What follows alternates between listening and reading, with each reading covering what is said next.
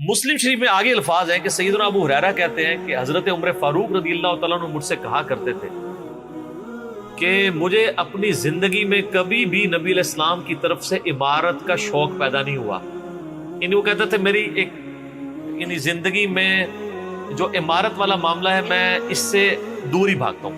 آپ کو پتہ ہے نا حضرت ابوبکر کا بھی جب یہ مشورہ شروع کیا تو حضرت عمر نے سب سے پہلے کہا کہ جی مجھے تو ہم معافی رکھیں, باقیوں میں سے کوئی مشورہ کر لے, میں جو بھی مسلمان راضی ہو جائیں گے. حضرت ابوبکر نے بھی سب سے مشورہ کیا, حضرت عمر سے نہیں کیا. اور سب سے مشورہ کیا کیا کہ اس کو کر دوں, تو سب نے کہا ٹھیک ہے. جب اناؤنسمنٹ کی تو حضرت عمر نے کہا کہ آپ نے مجھ سے مشورہ, ان کا مجھے پتا تھا تم نے تو ماننا ہی نہیں ہے, بس اب اس کو مسلمانوں کے مشورے کو قبول کرو. تو حضرت عمر کی ایک طبیعت میں ایک عاجزی والا معاملہ تھا, اور آپ دیکھ لیں کہ یہی عاجزی ہے جو ان کو ایمان کی طرف لے آئی ہے. نبی علیہ السلام کی ترمذی میں دعا ہے نا, اے اللہ عمر ابن حشام اور عمر ابن خطاب میں سے ایک کو اسلام کی دولت دے. ابو جہل کو کیوں نہیں ملی؟ میں آپ کو ایک ہی فرق, ایک ہی بندے کی زبانی بتا دیتا ہوں. حضرت عبداللہ ابن مسعود کہتے ہیں, صحیح بخاری میں آتا ہے کہ جب اس مرنے کے قریب تھا, دو بچوں نے اس کو قتل کر کے نیچے گرایا, بھی اس کی رمق باقی تھی, تو میں اس کی جب گردن کاٹنے کے لیے اس کے سینے پہ چڑھا تو مجھے کہنے لگا کہ تم ایک یعنی کم ذات کے آدمی نے ایک بہت بڑی سواری کے اوپر سوار ہوا ہے, اور میری گردن کو نیچے سے کاٹنا تاکہ سردار کی گردن نظر آئے. یہ اکڑ آخری وقت میں بھی نہیں جا رہی ہے, ٹھیک ہے جی. اور دوسری طرف آپ حضرت عمر فاروق رضی اللہ تعالیٰ عنہ کو دیکھیں کہ بلال حبشی کو کہہ رہے ہیں, صحیح بخاری میں حدیث ہے کہ ابو بکر ہمارے سید ہیں جنہوں نے ہمارے سید بلال کو آزاد کروایا. عرب کے بنو عدی کا سردار ایک حبشی کو, یہ آپ امیجن ہی نہیں کر سکتے آج کہ خاندانی وہاں پہ نظام, قریش تو اپنے برابر کسی کو سمجھتے نہیں تھے, سیدنا بلال کہتے. اور ایک دفعہ جب ابو جہل پٹائی کر رہا تھا عبداللہ ابن مسعود کی, دھکا مار کے چلا گیا. یہ سب کچھ عمر سیریز میں فلمایا قطر والا. تو وہ اب وہ نیچے گرے پڑے ہوئے ہیں, حضرت عمر وہاں سے گزر ہوتے ہیں, ابھی اسلام نہیں قبول کیا. تو وہ ہاتھ پکڑ کے اسے اٹھاتے ہیں, تو عبداللہ بن مسعود کی زبان سے نکل جاتا ہے کہ واللہ تم ان دونوں میں سے بہتر.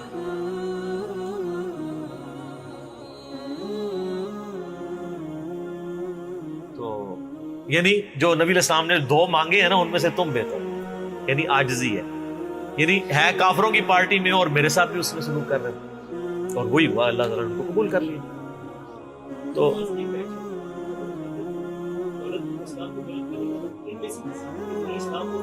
ہاں یہ بھی, یہ دو علیحدہ حدیث ہیں, دو علیحدہ, ترمذی میں دونوں روایتیں. اچھا اب آپ دیکھیں کہ سیدنا عمر فاروق رضی اللہ تعالیٰ عنہ کہتے ہیں, حضرت ابو ہریرہ کہتے ہیں مسلم شریف کی اس حدیث میں کہ حضرت عمر مجھے کہا کرتے تھے مجھے پوری زندگی کبھی عمارت کا شوق نہیں ہوا سوائے اس دن کے کہ جس دن علی کو جھنڈا ملا. مجھے بھی خواہش تھی کہ کاش نبی علیہ السلام مجھے وہ جھنڈا دے. یہ حضرت علی کے لیے بہت بڑی فضیلت ہے اس حوالے سے کہ سیدنا عمر ان پر رشک کرتے تھے. باقی ایک سنن کبریٰ البیہقی میں من گھڑت روایت ہے کہ حضرت عمر کہا کرتے تھے, وہ جو ایک بڑی مشہور بیان کر رہے ہوتے ہیں کہ جی وہ ستاروں کے برابر کس کی نیکی ہیں. حضرت عائشہ نے پوچھا ان کا بھی تیرے باپ کی ہیں, تو حضرت عمر کی ہیں, تو پوچھا کہ میرے باپ کی, ان کا بھی, ان کی تو ایک نیکی جو ہے وہ غار ثور کی سب پہ بھاری ہے. اس حدیث کو شیخ البانی نے, شیخ زبیلی زئی صاحب نے, دونوں نے لکھا ہے یہ موضوع حدیث ہے, وضع کی گئی حدیث ہے, لیکن یہ ہمارے مسلمانوں کے بچے کو یاد ہے. جعلی حدیث ہے, ضعیف نہیں سر, گھڑی ہوئی حدیث ہے. اور جو مسلم شریف کی حدیث تھی وہ ہم نے آگے ایکسپلور کیا کہ حضرت عمر کہتے تھے مجھے علی پر رشک کہ مجھے وہ جھنڈا نہیں ملا اور علی کو ملا. دوسری طرف سیدنا علی بھی سیدنا عمر سے بڑی محبت کرتے تھے. بخاری اور مسلم دونوں میں حدیث ہے, مشکات میں بھی آپ کو مل جائے گی, تیسری جلد میں حضرت ابو بکر عمر کے فضائل کے چیپٹر میں. عبداللہ ابن عباس کہتے ہیں کہ سیدنا عمر کی میت رکھی ہوئی تھی اور لوگ ان کی میت پہ رو رہے تھے اور اپنے اپنے انداز میں ان کے اوپر سلام پیش کر رہے تھے کہ آپ کی وجہ سے اللہ نے اسلام کو اتنا عروج دیا, رومن اور پرشین امپائر گر گئی, یرموک اور قادسیہ میں اللہ نے مسلمانوں کو فتوحات دی. اور کہتے ہیں اتنے میں ایک شخص میرے پیچھے آگے کھڑا ہوا, کیونکہ میں بھی میت کے سامنے بیٹھا ہوا تھا, اس نے میرے کندھے کے اوپر آ کے یوں کونی رکھ لی اور اس نے سیدنا عمر کی میت کو مخاطب کر کے کہا کہ اللہ تجھ پہ رحم کرے اے عمر ابن خطاب، میں نے اللہ کے محبوب صلی اللہ علیہ وآلہ وسلم سے بارہا سنا تھا کہ میں ابو بکر اور عمر فلاں جگہ گئے، میں ابو بکر اور عمر داخل ہوئے، میں ابو بکر اور عمر نکلے، مجھے امید تھی کہ تم اپنے ان دو ساتھیوں کے ساتھ جا کے ملو گے۔ کون سے دو ساتھی؟ سیدنا ابو بکر اور سیدنا محمد رسول اللہ صلی اللہ علیہ وآلہ وسلم۔ اور اللہ کی قسم اس روئے ارض پہ تم وہ شخص تھے کہ مجھے خواہش ہے کہ میں تمہارے اعمال کے ساتھ اللہ کے حضور پیش ہوں۔ ظاہر ہے اتنا بڑا عروج سر، انسانی تاریخ کا سب سے بڑا ریولوشن نبی علیہ السلام کا، اس کی ایپیکس سیدنا عمر کے دور میں ہوئی ہے، اور یہ اللہ کا معجزہ ہے۔ نبی علیہ السلام کی مبارک زندگی میں انقلاب آتا نا تو اس طرح کے تو بہت لیڈر پہلے بھی آئے تھے جنہوں نے اپنی زندگیوں میں انقلاب لے کے آئے تھے۔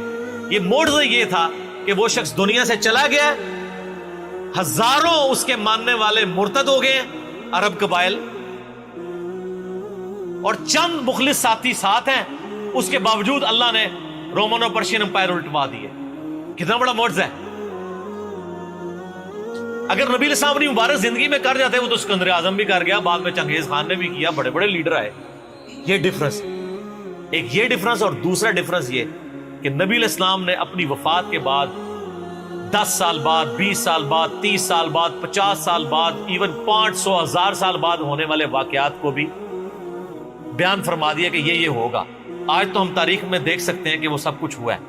اگر آپ کو شوق ہو تو دلائل النبوہ امام بیہقی کی کتاب ہے، 3500 حدیث پہ، 5ویں صدی ہجری میں لکھی گئی ہے۔ اس میں 500 سال میں جو نبی علیہ السلام کی پروفیسیز پوری ہوئی ہیں نا، من و عن اسی طریقے سے موجود ہے۔ بخاری مسلم میں جو حدیثیں ہیں تاتاریوں سے جنگوں والی، وہ اس وقت تک نہیں ہوئی تھی، حدیثیں تو پہلے سے موجود تھی۔ آج تو ہم ان کو بھی درست مان رہے ہیں، ٹھیک ہے۔ نبی علیہ السلام نے پریڈکشن کی تھی کہ ان قریب کیسر روم ختم ہوگا، قیامت تک کوئی کیسر نہیں ہوگا، بخاری مسلم کی حدیث ہے، اور دیکھ لیں قیامت تک کوئی کیسر نہیں ہوا۔ ان قریب پرشین امپائر ختم ہوگی اور قیامت تک کوئی کسرا نہیں ہوگا۔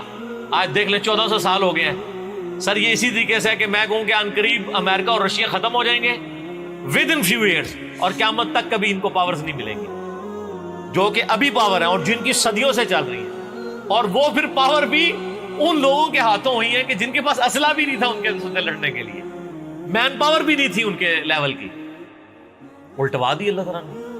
تو سیدنا علی نے کہا کہ یعنی ابن عباس کہتے ہیں کہ حضرت عمر فاروق رضی اللہ تعالیٰ عنہ کی میت پہ یعنی یہ کلام وہ جو شخص میرے یعنی کندھے پہ کونی رکھ کے کر رہا تھا نا، تو میں نے جب اس کو مڑ کے دیکھا تو وہ علی بن ابی طالب تھے جو سیدنا عمر کے بارے میں یہ کلمات کہتے تھے۔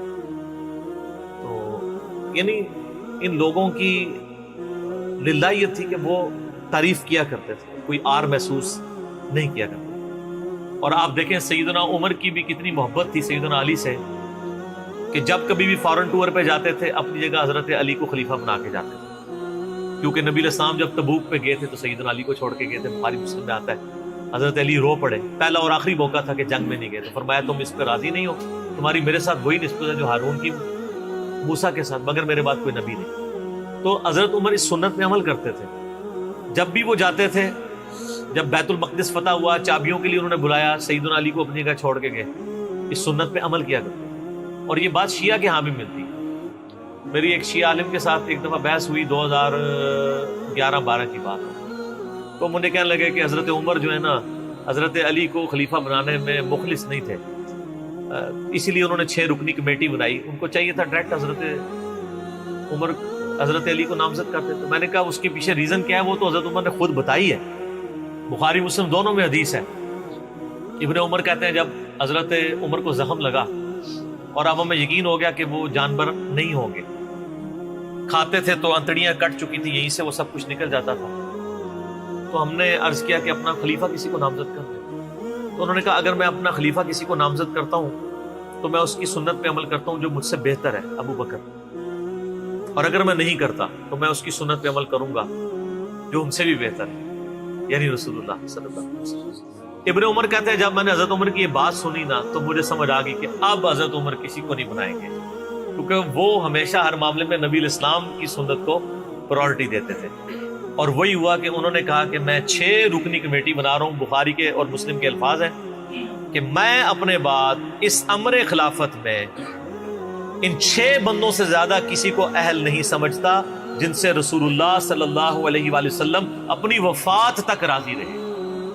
اور فرمایا علی، عثمان، طلحہ، زبیر، عبد الرحمن بن عوف، سعد بن ابی وقاص. اچھا، یہ کون ہے؟ عشرہ مبشرہ ہیں. عشرہ مبشرہ میں سے یہ 6 بندے باقی تھے اور ایک 7واں بھی تھا. اس کا نام اس لیے لیا کہ ان کا بہنوئی تھا، سعید ابن زید. وہ تو معاویہ کے دور میں جا کے فوت ہوئے ہیں نا. سعید ابن زید تو بہت بعد میں فوت ہوئے.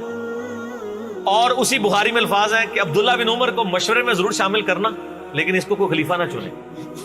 اور کہا کہ سعد ابن ابی وقاص پہ اگر تم متفق ہو جاؤ تو اسے خلیفہ چن لینا، اور میری اس بات کو دلیل نہ بنانا کہ میں نے اسے معزول کیا تھا پرشین امپائر کی گورنری سے.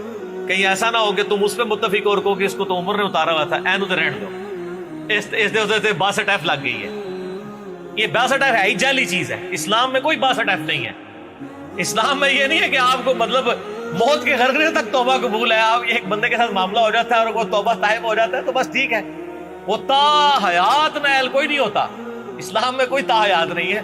اللہ تعالیٰ کے ساتھ گستاخی کرنے والے کے لیے بھی جامعہ ترمذی میں حدیث ہے کہ موت کے غرغرے تک جو ہے وہ توبہ کا دروازہ کھلا ہوا ہے، موت کے غرغرے سے پہلے.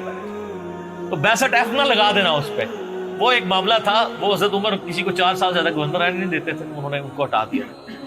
تو یعنی ان لوگوں کی یہ للہیت ہوا کرتی. تو میں نے اس کو کہا کہ دیکھو کہ یہ وجہ تھی کہ انہوں نے نبی الاسلام کی سنت پہ عمل کیا کہ میں ان 6 بندوں سے نبی الاسلام راضی تھے، میں اس کمیٹی بناؤں گا. میں اور اس میں الفاظ ہیں بخاری مسلم میں کہ میں زندگی بھر تمہارا بوجھ اٹھاتا رہا، اپنے مرنے کے بعد تمہارا بوجھ نہیں اٹھاؤں گا، تم خود اپنا خلیفہ چن لینا ان 6 میں سے. یعنی میں کسی کو نامینیٹ نہیں کروں گا. دوسرا، میں نے اس شیعہ عالم سے یہ بات کی کہ حضرت عمر اتنے بڑے رسک کے اوپر تھے کہ جس نے پوری دنیا کو الٹ دیا ہے اور وہ چند بندے لے کے رومن اور پرشین امپائر کا وزٹ کر رہا ہے. کوئی بھی قافلہ ان پہ حملہ کر کے ان کو شہید کر سکتا تھا. اور اگر خدا نہ خواستہ اس دوران وہ شہید ہو جاتے تو حضرت علی آٹومیٹکلی خلیفہ ہوتے کیونکہ ان کو چھوڑ کے گئے ہوئے تھے. یہ ان کا اخلاص تھا. پھر سیدنا عمر نے حضرت علی کو چیف جسٹس لگایا ہوا تھا حجاز کا. چیف جسٹس آج کل نہیں سنبھالا جا رہا، اور اس زمانے میں جب اسلام کا دور دورہ ہو، عدل کا نظام ہو، اور تینوں جو زہد کے امام تھے نا، حضرت عمر نے ان کو چیف جسٹس لگایا تھا. رومن امپائر گری، اصحاب صفہ میں سے ابو درداء کو لگایا، سب سے غریب ترین صحابی. یہ ان کا کرائٹیریا تھا. ابو سفیان، بڑے بڑے لوگ جو اینڈ پہ مسلمان ہوئے، یہ لائنیں بنا کے کھڑے رہتے تھے. حضرت عمر ان کو نہیں ملتے تھے جب تک باقیوں سے فارغ نہ ہو جائے. وہ کہتے تھے ہم سردار. ان کا نہیں، تم اسلام میں بعد میں آئے ہو. اور وہ مہاجرین کے وظیفے اور اصحاب بدر کے وظیفے انہوں نے باقیوں سے ڈبل لگائے ہوئے تھے کہ انہوں نے برے وقت میں اسلام کا ساتھ. اور پرشین امپائر گری، عبداللہ ابن مسعود، زہد ترین صحابی، زہد کے امام، ان کو وہاں پہ چیف جسٹس لگایا. اور حجاز کے اندر سیدنا علی کو لگایا. اور اس سے بھی بڑھ کے سیدنا علی ابن ابی طالب کی ایک بیٹی ہے ام کلثوم، سیدہ فاطمہ سے ان کا رشتہ مانگا سیدنا عمر کہ میرا اہل بیت رسول کے ساتھ رشتہ بنا. صحیح بخاری میں بھی اس کا ذکر اشارتاً موجود ہے ام کلثوم کا. شیعہ اور سنی دونوں کے ہاں ان کی کتابیں تو مانتی ہیں، بابے نہ مانے تو علیحدہ بات ہے. کتابوں میں موجود ہے کہ سیدنا عمر فاروق کی بیوی تھی ام کلثوم، اور سلام اللہ علیہا. اس کی وجہ سے یعنی انہوں نے ایک فخر محسوس کیا کہ میرا اہل بیت کے ساتھ ایک رشتہ داری والا معاملہ ہو جائے. تو سیدنا عمر اس طرح کے معاملات کے اندر اہل بیت کے ساتھ بہت حسن سلوک والا معاملہ کیا کرتے تھے. اگرچہ ان کی طبیعت میں سختی ضرور تھی لیکن جو دین کے معاملے میں تھی وہ ساری سختی اپنی ذات کے معاملے میں نہیں ہوا کرتی. صحیح مسلم میں ایک حدیث ہے، اسی پہ میں کنکلوڈ کرتا ہوں کہ سیدنا عمر نے ایک خواب دیکھا کہ مجھے ایک مرغے نے خواب میں ٹھونگے ماری. انہوں نے پھر اگلے دن خطبہ دیا. انہوں نے کہا کہ میں نے خواب میں دیکھا ہے کہ اس طرح مجھے ایک مرغ نے چونچے ماری ہیں خواب کے اندر. میں نے اس کی تعبیر یہ کی ہے کہ عنقریب مجھے قتل کر دیا، اور اگر بائی چانس اچانک میں مار دیا جاؤں، یہ تو کسی کو نہیں پتا تھا کہ وہ ایک تقریباً 3-4 دن تک زخمی حالت میں ہوش میں رہیں گے. اچانک بھی تو مر سکتے تھے اگر گردن اتر جاتی. اگر میں اچانک مار دیا جاؤں تو تم اس امر خلافت کو ان 6 بندوں سے باہر نہ جانے دینا. صحیح مسلم میں ان 6 بندوں کے نام نہیں ہیں، لیکن بخاری میں وہ نام بھی ہیں: سیدنا علی، عثمان، طلحہ، زبیر، عبد الرحمن بن عوف اور سعد بن ابی وقاص. اور انہوں نے کنسنسس کے ساتھ پھر بعد میں سیدنا علی اور عثمان ہی بچ گئے تھے. ان میں ٹائی پڑ گئی تھی تو الٹیمیٹلی پھر حضرت عثمان کو چن لیا گیا. تو اگر میں اچانک مار دیا جاؤں تو ان 6 بندوں سے باہر کسی کو خلیفہ نہ چننا. اور مجھے پتا ہے کہ جب تم ان 6 بندوں میں سے کسی کو خلیفہ چنو گے تو کچھ لوگ تمہاری مخالفت کریں گے، اور یہ وہی لوگ ہیں جن کو میں نے اسلام کی خاطر اپنے ہاتھوں سے مارا ہوا ہے. یعنی وہ لوگ جو بالکل اینڈ پہ مسلمان ہوئے ہیں، جن سے ہم نے غزوہ بدر، خندق، احد لڑی ہوئی ہے. اب یہ اینڈ پہ مسلمان ہوئے ہیں، چونکہ وہاں پہ بھی انہوں نے حکمرانی دیکھی ہوئی ہے، تو یہاں پہ بھی ان کی خواہش یہ ہوگی کہ ان میں سے کسی کو خلیفہ چنا جائے. تو جب تم دیکھو کہ ایسے لوگ اس خلافت کے دشمن ہیں، ان 6 میں سے کسی بندے کی خلافت کی مخالفت کر رہے ہیں، تو تم سمجھ لینا کہ یہ لوگ اللہ کے دشمن، اور دوسرے الفاظ تو بڑے سخت ہیں، کافر ہیں. اب اس کی انجینئرنگ میں نہیں کرتا، وہ پھر کسی اور طرف بات چلی جائے گی. آپ میرا ریسرچ پیپر واقعہ کربلا کا حقیقی پس منظر 72 صحیح الاسناد احادیث کی روشنی میں، جس میں میں نے 200 روایتیں اکثر بخاری مسلم سے پیش کی ہیں، اس کے سٹارٹ میں نے حدیث لکھ کے پھر لکھا ہے کہ اب آئندہ صفحات میں آپ کو پتہ چلے گا کہ سیدنا عمر اسلام کا دشمن کن لوگوں کو سمجھتے تھے. اور یہی الفاظ صحیح بخاری میں عبداللہ بن عمر نے بھی استعمال کیے تھے. کس کے بارے میں کیے تھے وہ ہمارا ریسرچ پیپر. ٹھیک ہے.